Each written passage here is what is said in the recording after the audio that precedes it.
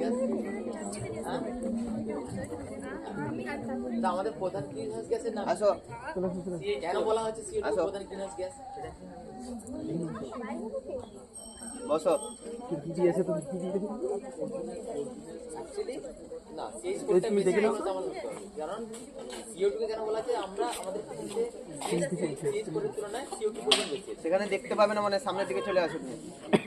না না, তাহলে যদি সেই স্কোর থাকতো CO2 থেকে যদি অর্ধেক মাত্রাও থাকতো না তাহলে সেটা প্রধান হতো।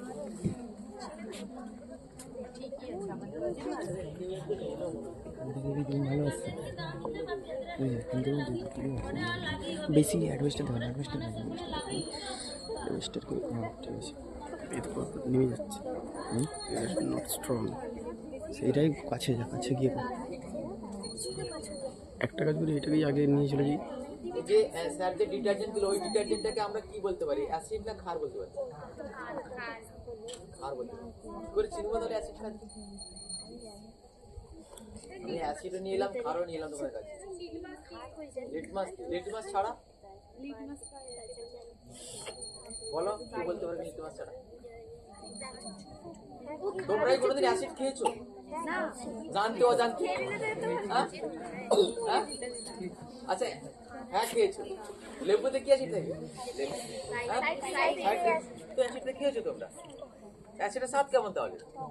টক থাকে। তাহলে যে কোনো অ্যাসিড খেলে আমরা টক পাবো তো, কিন্তু আমরা যে ল্যাবে যে এক্সপেরিমেন্ট হয় সেই অ্যাসিডটা আমরা খেতে পারবো না। তার কারণ হচ্ছে সেগুলোর পরিমাণ সবচেয়ে বেশি, আর সেটা একটু পর দেখাবো তীব্রতা। বা সেটা খাবো কি জিভতেই টেস্ট করার মতো।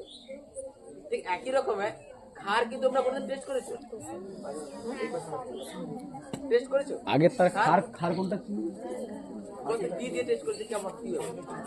খারের স্বাদ কেমন? সাবান না চুন তো ঠিক আছে, সবাইকে পান খায়, সাবান তো সবাই মাখতে দেখতে পাবে না মনে হয়, সাবানের মধ্যে খার থাকে। তাহলে কিন্তু এবার সত্যি যদি খারের পরিমাণ বেশি হয় মানে তীব্রতা বেশি হয় তাহলে সেটা টেস্ট করা যাবে? সেটাও সে একই হানিকারক ক্ষতি হবে আমাদের।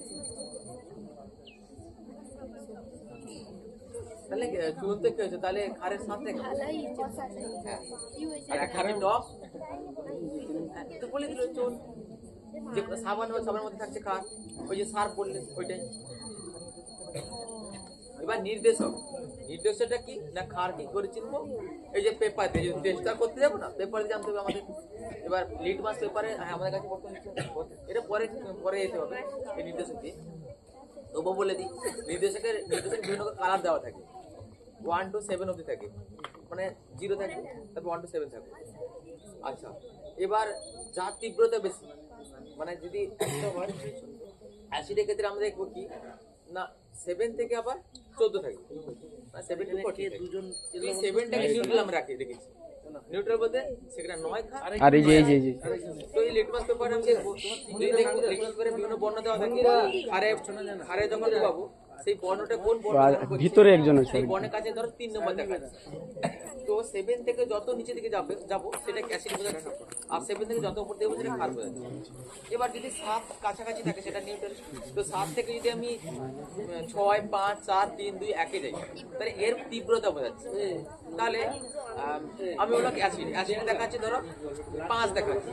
আমাদের লালা রস ক্ষার না অ্যাসিড? অ্যাসিড বলে না, কিছু বলে দাঁত কই আছে, দাঁত তোমার না বলে ডাক্তার কিছু অ্যাডভাইস দেয় যে দাঁত তোমার অ্যাসিড মুখে প্রচন্ড অ্যাসিড আছে, দাঁত খুঁয়ে আছে। অ্যাসিড তো খুইয়ে দেয়, একটা এক্সাম্পল অ্যাসিড খুইয়ে দেয়, একটা এক্সাম্পল বলে দেখি। অ্যাসিড থাকলে অ্যাসিড বৃষ্টিতে হয়ে যায় না? তো একই রকম তো আমাদের দাঁতও সেরকম ভাবে তৈরি, ক্যালসিয়াম আছে, ফসফেট আছে, তো সেটা অ্যাসিড লাগলে হয়ে যায়। তো অ্যাসিড নেচার কি যেমন 7 to একদম 1 অব্দি যাচ্ছে, আর ক্ষার নেচার 7 to 14 অব্দি যাচ্ছে। তাহলে সবচেয়ে তীব্র ক্ষার কোনটা দেখাবে? 8 নম্বর দেখাবে না 14 নম্বর দেখাবে?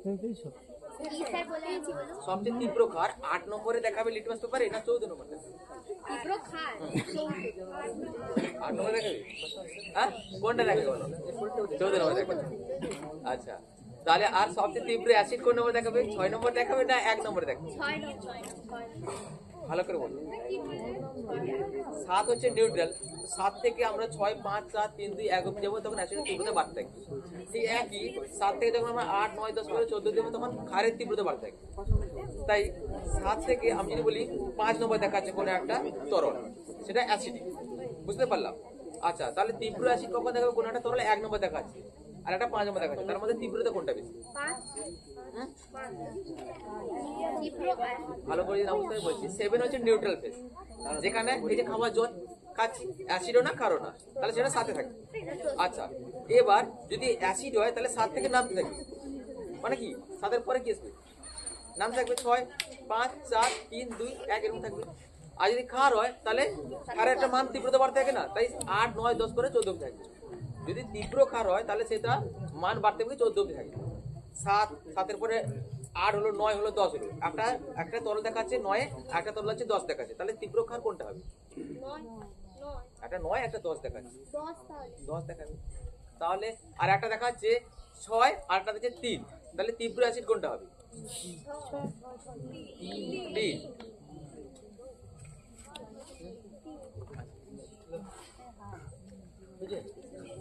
আর একটা বলে দিই, আমাদের পাকস্থলীতে কোন অ্যাসিড থাকে? হাইড্রোক্লোরিক, HCl যাকে বলা হয়। আচ্ছা, তার তীব্রতা কত হতে পারে আনুমানিক? যেটাকে হাতে ধরা যাবে না, হাতে লিখে, হাতের শরীর মধ্যে যেটা হাতে ধরা আছে না, হাতে লিখে কত শরীর মধ্যে আছে? কত? প্রায় 2।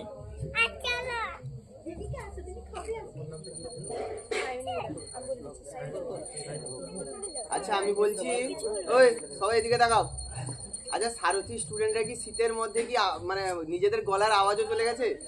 সারথি স্টুডেন্টরা তো এরকম নয়, চুপচাপ থাকে না কেউ, সবাই যেন মনে হচ্ছে গল্প শুনতে এসছে। কে কে আবার পকেটের ভিতরে হাত ঢুকিয়ে বসছে, কে আবার এদিক সেদিক হচ্ছে। অথচ আমাদের তো এরকম সারথি স্টুডেন্টরাই নয়। সবাই জোরে করে গুড মর্নিং বলো দেখি, জোরে সবাই বলো। এই তো এইবার মনে হচ্ছে কিছু একটা হচ্ছে। এতক্ষণ মনে হচ্ছিল যেন তোমরা মনে হয় যাত্রাপালা দেখতে এসছো। ঘুম পাচ্ছে একটু একটু করে। আচ্ছা সবাই বলো তো, আমি এই 500 টাকার নোটটা সবাই এবার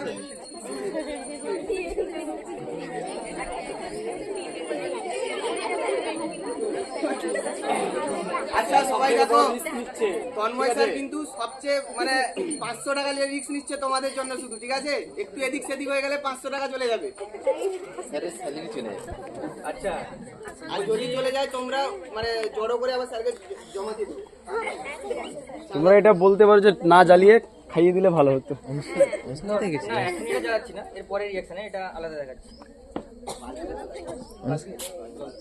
আচ্ছা এই 500 টাকাটা আমি জলে ডুবাবো কিন্তু ভিজবে না, কি করে করা যাবে বলো?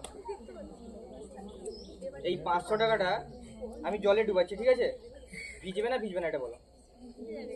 ভিজে যাবে। কে বলছে ভিজবে না? কে ভিজবে না বলছে বলো? ভিজবে না? আচ্ছা আচ্ছা সবাই আরেকটু জোরে আওয়াজ হোক। কি মুখ আমরা এনার্জি কোথায় তোমাদের? তোমরা ভয় টয় করছো নাকি? বা নতুন জায়গায় এসে কনফিডেন্স থাকছে না? স্যার কিছু নতুন কিছু করছেন দেখি। আমার নিজেদের স্টুডেন্ট।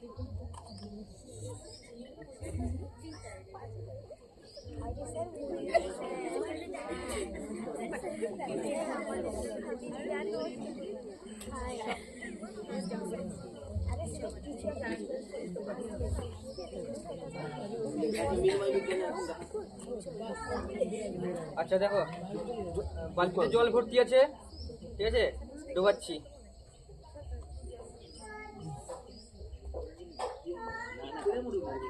দেখবে আসো, পুরোটা ডুবে যান, দেখবে আসো সবাই। কিছুজন এসে কনফার্ম করে দাও। আর শেষে যে যাবে শেষে যাবে তখন ডুবে যাবে।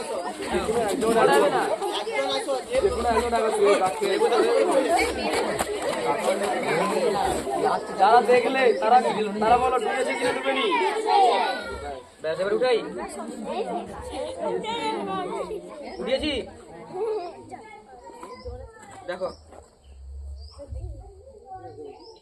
ভিজেছে, কারণ বলি তো ভিজেছে একটু, যেটুকু ভিজলো আমার হাতে জল ছিল, একটু ভিজে না ভিজেনি বলো? কারণ এবার হচ্ছে কারণ কেন ভিজলো না। আচ্ছা আমরা খালি গ্লাস, মানে নোট আছে এর মধ্যে, কিন্তু এটা তো খালি, তো খালির মধ্যে কি থাকে আমরা কি জানি? বায়ু থাকে।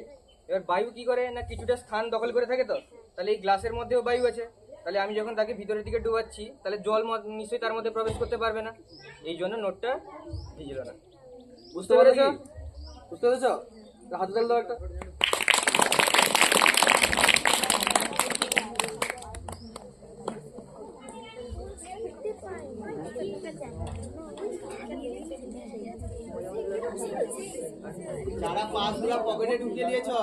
পাশটা ভালো করে রাখবেন। আচ্ছা আর একটা ইন্টারেস্টিং,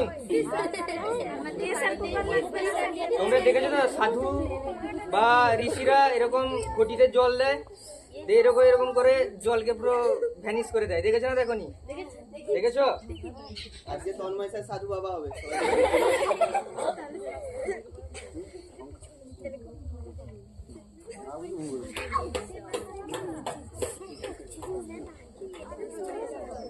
আচ্ছা এটা দেখেছো স্টিলের গ্লাস, এর মধ্যে কিছু আছে?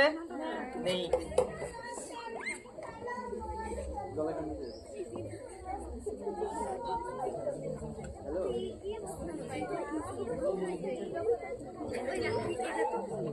হয়েছে?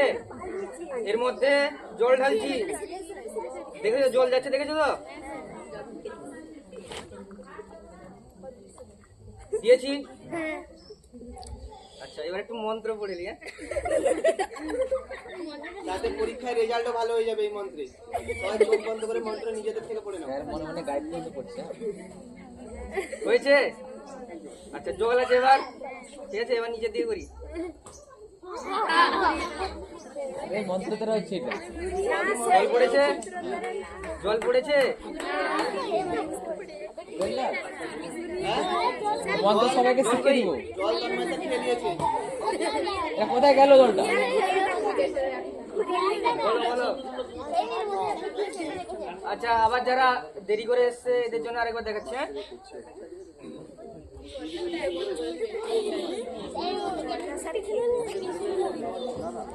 আচ্ছা দেখো, খালি গ্লাস, জল ঢাললাম,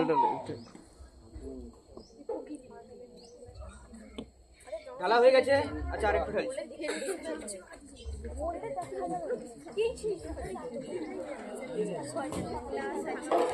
জল ঢেলেছি, একই মন্ত্র। রেজাল্ট ভালো করার মন্ত্র, যে হাসতো কিন্তু ভুলো ভালো হয়ে যাবে রেজাল্ট। ঠিক আছে, হয়েছে? হয়েছে? অনেক জল ঢুকলো, কোথায় গেল সব? ভেজার হয়েছে? না হয়নি বলো। মানে তোমাদের সামনে করাচ্ছে জল স্যার ঢেলে দিল। কোথায় ঢেলে দিলাম? তোমরা তাহলে চারদিক আরেকবার করতে হবে, আর বেশি করা হবে না। একটা লিমিট আছে, এর কারণ বলে দেখাচ্ছে না। যে জলগুলো নিয়েছিলাম, আমার কাছে নিশ্চয়ই ফ্রিজ নেই। আমার কাছে কি ফ্রিজ আছে? টিস্যু এত জল হবে তোমাদের? এখানে নিশ্চয়ই গ্লাসের মধ্যে ফ্রিজ নেই। তাহলে সেই জলগুলো কি হয়েছে দেখো, বরফ করে দিয়েছি, দেখেছো? হাতে দিয়ে দাও সবাইকে, সবাইকে একটু করে হাতে দিয়ে দাও। সামনে কয়েকজন দেখেছো? আচ্ছা চলো, এরকম ঠিক আছে, এটা বরফ নয়। এবার কারণটা বলি। কারণটা বলে দাও। এরকম যে সাধু বাবারা দেখান, সেগুলো তো কুসংস্কার। তো এর পেছনে কারণ আছে।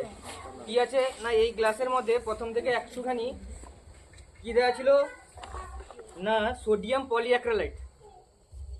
এটি কি করে, এটা জলকে শোষণ করে নেয়, ঠিক আছে? এই জন্য আমি যত জল ঢেলেছি সবগুলোকেই শোষণ করে নিয়েছে এবং জলকে পড়তে দেয়নি, আর দিয়ে এরকম ধরনের পদার্থ তৈরি করে। এটা বরফের মতো দেখতে লাগে কিন্তু বরফ না, ঠিক আছে? এটা সাধারণত কোথায় পাওয়া যায়? ল্যাবে পাওয়া যায়। এছাড়া বাচ্চাদের যে প্যাম্পাস হয় সেখানেও থাকে। নামটা কি বলা হলো? সোডিয়াম পলিঅ্যাক্রিলাইট। বলো, পলিঅ্যাক্রিলাইট, ঠিক আছে? ঠিক আছে? এই কতজনের লাস্ট পয়েন্টটা মনে আছে? আচ্ছা এটা কেউ যদি করতে চাও তোমাদের মধ্যে, এটা মনে রাখবে। কেউ যদি এটা করতে চাও, সংকেত মনে রাখতে পারবে না, বড় কে কে করবে হাত তুলো। আচ্ছা ছেলেদের মধ্যে একজন আর মেয়েদের মধ্যে একজন হাত তুলো। মেয়েদের মধ্যে অঙ্কিতা যাও।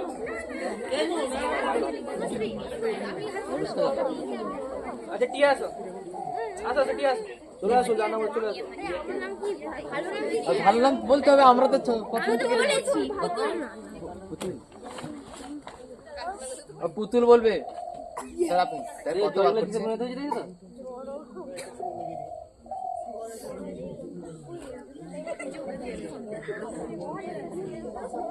ছেলেদের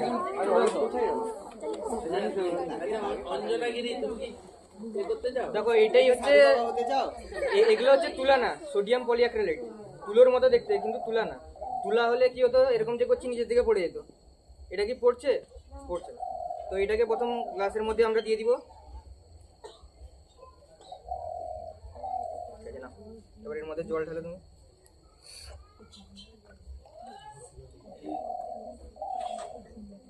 জল ঢেলেছ, এরকম ঘোরাও, একটু টাইম দাও ঘোরানোর জন্য। মন্ত্র পড়তে হবে, নাহলে হবে না। সোডিয়াম পলিহাইড্রেট এবার প্রণাম করে নাও। ঠিক আছে, এবার নিচে দিয়ে করো। আর তুমি দাও। তোমরা বলো প্র্যাকটিস করতে বলবো।